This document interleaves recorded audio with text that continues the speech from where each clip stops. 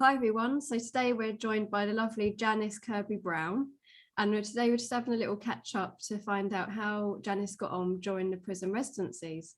So we get straight in. So Janice, thank you so much for being with us today. And I just wanted to ask you, what is your creative practice? It's, I suppose, multidiscipline and multimedia, which doesn't help very much, but I like to try out different things, especially now that I don't see so well.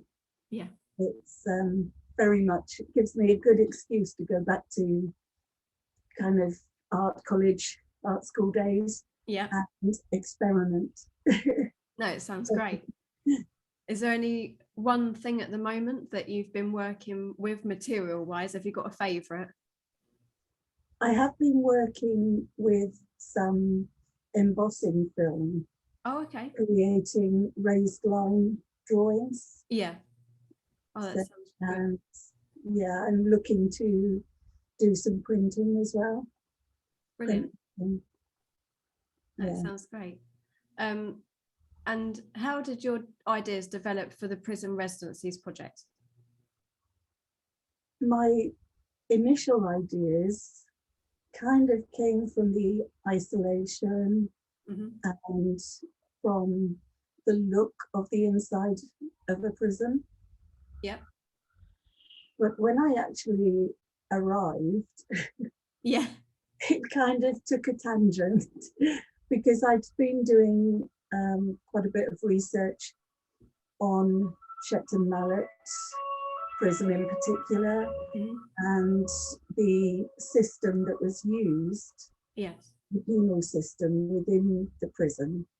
So I became rather more interested in the women themselves, kind of crimes that they were being put into prison for.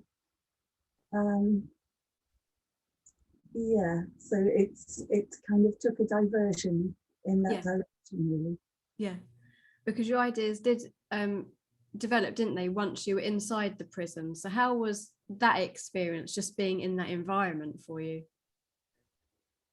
Sounds a bit weird to say I love it. Why was that, Janice? It was surprisingly peaceful and calm. Yeah. Except, of course, when the escape rooms people were yes, causing havoc.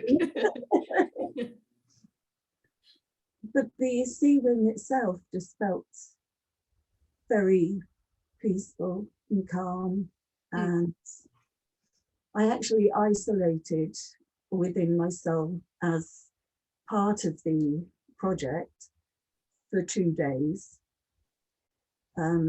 because of that would have been the penal system that most of the women in the Victorian period, at least, were under. So they would have been isolated all day, every day, or not allowed to. If they were allowed out of their cell, they weren't allowed to communicate with each other. Yeah. So I stayed in my cell, and that was a very interesting experience. I expected to be quite upset by it. Yeah. But actually, it was a very nice kind of feeling. I was in there and I could hear a bird singing outside my cell. There was a tree by the window. So that was something I hadn't expected. Yeah. I don't know if you know of the Birdman of Alcatraz, but it was quite a famous kind of character. Yeah, I definitely know of him. In America, yeah. And there was kind of you always think, how could he possibly have made friends with birds in a place like Alcatraz, you know? But it was surprising because the other days when I was actually working with the door open, I didn't hear the bird. Oh, that's weird, isn't it? Yeah, but on those days, it gave me an opportunity to sit there and actually connect with nature, with the fact that there was a bird outside and there was a tree out there. Yeah, So that was quite a positive experience. yeah. But And at the same time, um, there was a less positive experience as well, yeah, which also shocked me a bit. It's I could hear people talking outside. right. Every now and then, it would go very, very quiet, and sometimes quite suddenly. Okay. And just for a moment, Yeah. there was this horrible feeling of, have they walked out on me? Have they gone? Have they, Oh, have they forgotten I'm in here? yeah. I'm sure they hadn't. No, they hadn't. They hadn't at all. And I knew that, but just for that moment, there was this feeling. Yeah. And I was talking to one of the tour guides, and he said, people do get that feeling when they're in prison for the first time and the door's shut. Sometimes they can actually panic Yeah. from that kind of feeling of, where have they gone? They've left me. Yeah. But it did help me to connect with how these women must have felt Yes. being shut into their cell, and hearing warders talking outside and then silence. Yeah. Yeah, definitely. And so you spent 2 days, didn't you, completely kind of shut off from everyone? Yes. Was that manageable for the full 2 days? Because you didn't speak to anyone, did you, either, back on those days? No, I did manage very well Well done. with not talking to people. Yeah. But I did have a couple of visitors around who asked if they could come in and ask me a question Okay. about what I was doing. Mm-hmm. And I said yes, and I designated one to be the governor. Yeah. I designated another to be the chaplain. Yeah. Because under that penal system, those were the two people that would be allowed to come and see you in your cell and actually talk to you. Yeah. Being of moral, upright character and everything, Yes. they would be allowed to communicate with you. So, yeah, but I did answer their questions. And Yeah. That sounds like such an intense experience just to do even just a short amount of time. Did you feel any of like quite intense emotions, or were you quite comfortable staying quiet for the 2 days? For the second day, I felt much more comfortable. Okay. The first day was tricky because I hadn't actually allowed for time passing, because they wouldn't have had a watch or any means of telling the time.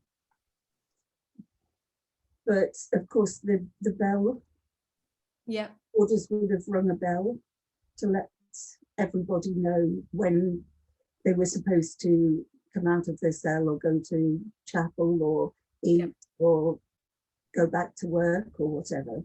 So though there'd have been no real speech, they would have heard a bell to signify that. And I did, it was very cold there. It was very cold. No heating. Yes. So I did, on the first day, get very, very cold, and suddenly realised that it was after 2 o'clock and I hadn't had lunch. Right. Either. So I realised that was a bit of a mistake. I think that did add to my worries about the silences going on outside every now and then. And it did add to that slight anxiety of, time is it? Where's everybody gone? And Yeah. so on. But the second day, I designated a warder Yes. to come and knock the door at certain times, so that I was aware that when the first knock came, that I should be changing and saying my prayers. Yeah. When the second knock came, I should be eating my lunch. Yeah. And so on. Yeah. And that did help, having that structure. Good. To the day certainly helped. Yeah. And within that structure, that was something that you had looked in your research, hasn't it? From what had happened to how the women's days were structured from the prison. Yeah. And how did you find, looking at the research side of it into these women's sort of experience, did you think that it would be more difficult to execute those ideas in the cell, or did you find it easier to sort of continue, to carry out doing that, the 2 days of being silent? It's, of course, they would have been doing, when they were working, they would have been doing, for example, oakum picking or sewing or whatever. I actually chose to designate my work as as the work that I was trying to produce. Yeah. So those days kind of fed into the work that I was doing. Yeah. And there was a certain amount of focus and clarity that I didn't really achieve on the other days, which I expected to be distracted. Yeah. By the fact that I was on my own. But actually I wasn't. You could just quietly sit down and do your task. Yeah. But I mean, my task was not as repetitive as the ones that the women would have been doing. Yeah. And they would have been doing it potentially for 21 days or 3 months. Yeah. Of repeating exactly the same tasks. But it did allow me to think how awful that must have been. Yeah. For them. Even the oakum picking, I can see would be a nightmare. Yeah. Very often it was used as the first, if they were given hard labour. Yeah. And they were only in for 3 days, it was definitely oakum picking. Right, yeah. And very often that was used for the first 3 days of any hard labour sentence. So they may or may not continue with that, depending how many days they were in. Longer term, they would be moved to doing sewing, mending clothing. Yeah. But of course, they wouldn't have the advantage of a sewing machine. I would be doing it by hand. And I have actually made clothes by hand myself, hand sewn them. Oh, okay. Rather a long time ago. And that is a very repetitive task. Yes.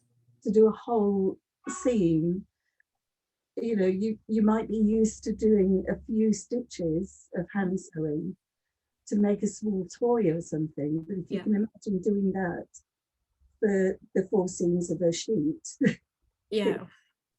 it's just, mind-numbingly repetitive. Oh yeah, definitely. Even making a dress or, a christening gown or whatever, you have to kind of think of, I'm doing this for a real purpose in order to keep going. Yeah. Because they would not have had that feeling. So it did make me appreciate how exactly how repetitive and mind-numbing it was. Yeah. Of course, the idea of sewing would be to give them a potential trade or means of earning money other than stealing and Yeah. prostitution or whatever. Yeah. But I don't know, would anyone have really learnt to sew and take that as a career option from Well, sitting in their cell doing it? well, that's it, isn't it? I mean, Yeah. I think it's like everything, like, you know, people today, if they have a repetitive job, isn't it? And, you know, the last thing you want to be doing is go out and do another job that's exactly the same.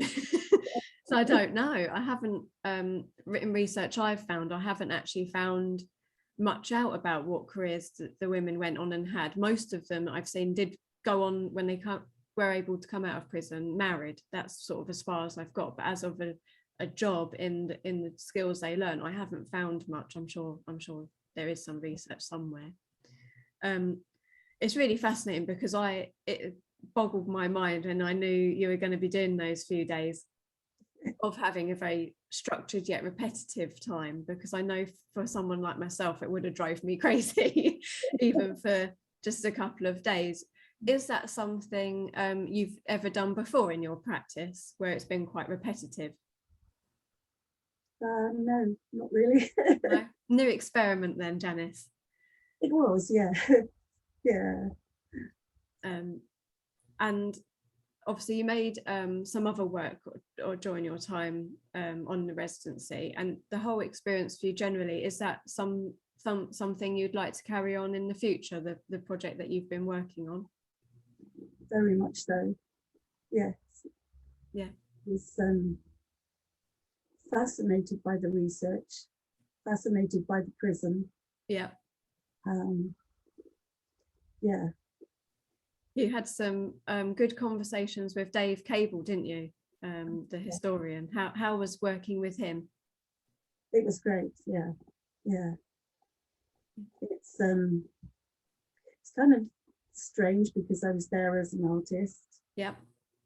But kind of in a previous life, a previous version of me. Yeah. When I used to do my hand sewing. Yeah. I actually, my first degree was in history.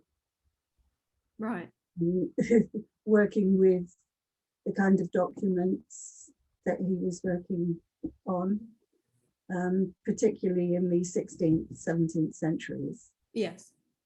And that's kind of a period that he's not been able, because of lockdown, to get into. Yeah.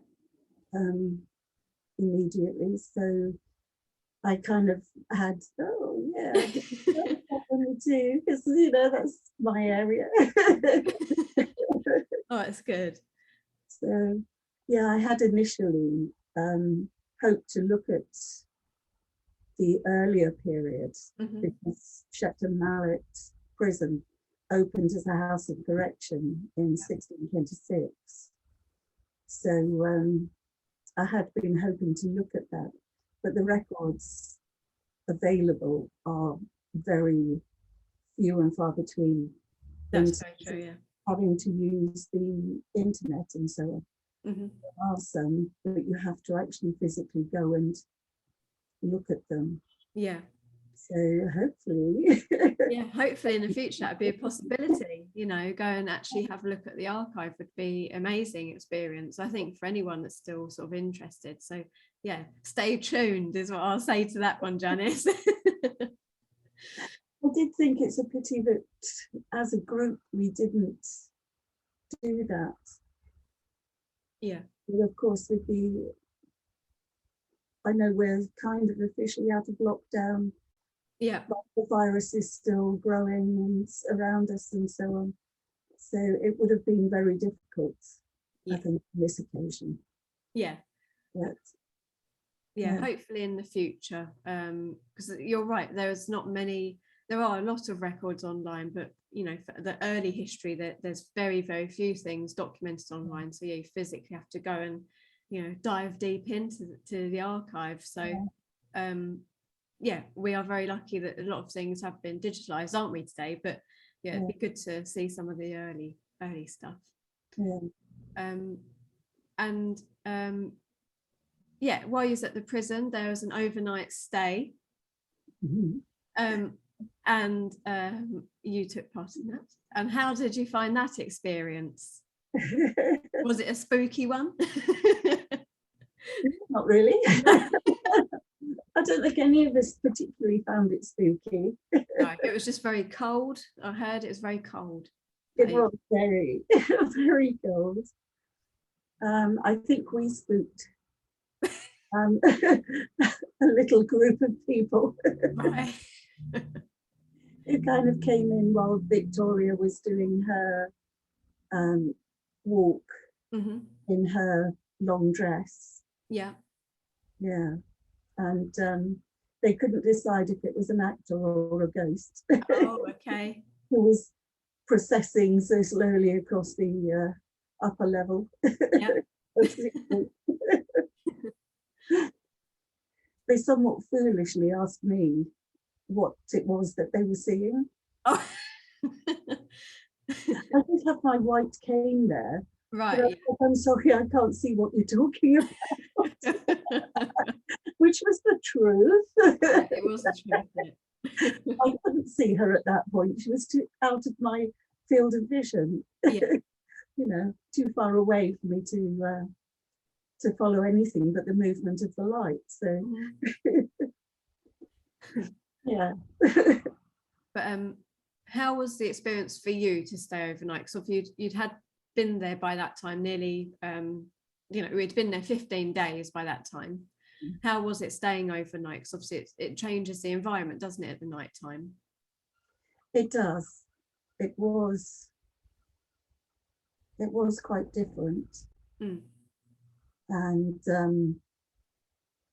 I think I was probably the first to kind of shut myself into myself.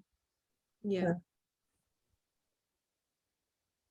But in a sense, I would have liked to have gone silent through the whole of that day and night, but that wasn't practical.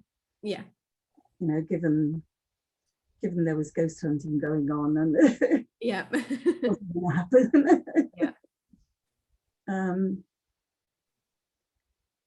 I think it was a very positive time with the others. I really enjoyed it. Good. And I found the work they were doing, Polly and Victoria and Deirdre, with the lights and cameras in the main corridor. I thought that was very creative and gave a nice vibe to the yeah to the night. No, brilliant. And so obviously that was sort of the tail end of your residency. So was there any opportunity to work with any of the other women? Because obviously it was a group residency. There was other ladies there as well. Was there a chance to work with other people at all? It sounds wrong if I say no. In actual fact, the two veils that became part of my work, I couldn't see to actually do those. Yeah. So I took the material to Victoria. Right. And she very kindly did them for me. Oh, that's good. And sort of between us, we discussed how I was going to fit some kind of a feeling of a tiara or something onto them. Yeah. So in a sense, that was collaborative. But I didn't necessarily collaborate in a big way with anybody. Yeah. What for me was really nice was how accepting everybody was. Yeah. Of me being there, and how easy it was to talk to everybody and kind of working not necessarily together but alongside each other. Mm-hmm. Was just because I used to love in art school and so on, Yeah. being in a shared studio and everybody, the creative kind of vibe that you get, everybody doing probably their own thing but willing to have a chat with you about, you know, about the work and taking a coffee and just talking about the whole thing and the things you've learned and what you know. Yeah, definitely. Creative buzz. Yeah. But since I've been losing my sight, Mm-hmm. I just don't really get that anymore. Yeah. So it was just fabulous to be with people, Yeah. be with artists who weren't sort of, oh, you shouldn't be doing this because you can't see what you're doing and so on, you know. And like Victoria, I said to her, could you just help me out with this because I can't see to hand sew? And she said, oh, of course not, come here. Yeah. I'll do it, it's not a problem. How do you want it to look? How do you want it to drape? So, there was no kind of worry about the fact that I couldn't see, just immediately kind of, of course you can't do it, I'll do it for you, not a problem, just tell me exactly what you want, Yeah. Oh, good. I'm really pleased that sort of yeah. relationships formed, and it is really nice to see that throughout, all of the different artists that are involved. There's some really good friendships that have sort of come out of the project, which is really lovely. Yeah. And from this project then, what are your future plans? Have you got any more making lined up at all? I will be. I'm not sure at the moment. I'm a bit in limbo.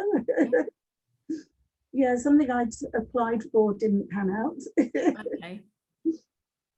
I think it's just part of the system, isn't it, really? Oh, definitely. It most definitely is, yeah. Yeah. But I have got a poetry book, Mm-hmm. a crime in poetry. It's like 50 odd poems, and it tells the story of a crime story. Right. And I have got to get that into first draft and sent off. So I'm working on that at the moment. Sounds really good. But I have also got a project which has been simmering on the back burner. Yeah. And got shoved back there when I got the prison residency. And that is actually to turn drawings I've made of various guide dogs into prints. Right. So using probably wood block. Oh yeah. Or possibly silk aquatint prints. Yeah. So I've got to work out how best to do them. Yeah. Because my own guide dog that I lost in March was a completely black dog. Oh. Yeah. Totally black. Yeah. So to do a wood block of her is well, a bit tricky. So it might be silk aquatint, because my friend's dog Anuka is completely white. Oh. So with that dog, there's the opposite problem, really. Well, that's it, isn't it? Yeah. The eyes and the nose and not much else. So. Yeah, little ghost dog. Yeah. So I shall have to see. Yeah. Yeah, the best way of presenting that in print form. But the aim of that is to just do as many as I can. Yeah. Of dogs, and they will all be guide dogs. Yeah. That I do, and then aim towards an exhibition to raise some money for the guide dogs. Yeah. Oh, it'd be really lovely. Yeah. I really hope that you know, you get to finish them soon, and that I'm sure they all turn out lovely once you've worked out the technical issues that you face. But yeah, I'll let you see them. yeah, no, yeah, please do. Yeah, you have to show everyone once you've got them. Yeah. But I just want to thank you again for giving us your time for today and during the residency. And you just done such a brilliant job on your time there. Again, I don't know how you've done those few days silent. Yeah, hats off to you for doing that. And it's been really lovely today. So yeah, thank you so much. And yeah, keep in touch, and we look forward to seeing what you do in the future. Okay, thank you very much. You're welcome.